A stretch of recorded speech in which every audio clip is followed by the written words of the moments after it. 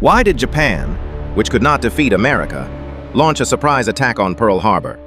On the morning of December 7, 1941, the explosions at Pearl Harbor woke the world up.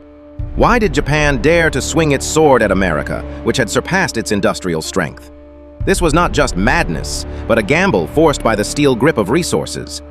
After the full-scale invasion of China in 1937, military spending increased, and Japan relied on imports for 80% of its oil and 70% of its steel, most of which came from the United States.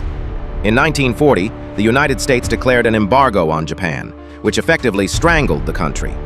If action was not taken, the military calculated that oil supplies would last only 2 years at most. Japan would have to surrender or fight to the death for resources. Therefore, Japan focused on the oil and rubber resources of Southeast Asia, but the region was threatened by American troops in the Philippines and British colonial armies. If the United States was not held in check first, a move south would expose it to a surprise attack from the rear. Therefore, the attack on Pearl Harbor was seen as the only chance to encircle it. Japanese Navy Commander Isoroku Yamamoto said, "I can guarantee that I will completely wipe out the Pacific in 6 months, but after a year, I have no chance of winning."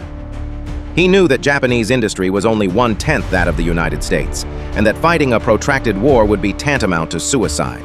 But the Japanese military gambled on a surprise attack that would severely damage the U.S. Pacific Fleet, forcing them to negotiate and achieving a quick victory. However, they misjudged American resolve and industrial aggression. The attack on Pearl Harbor was not an act of arrogance, but the inevitable consequence of being pushed into a corner. Essentially, it was trading strategic victory for strategic suicide.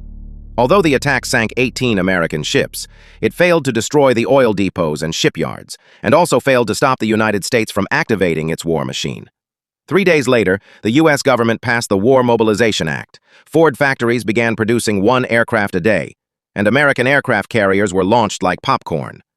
Japan won the initial gamble, but lost the future.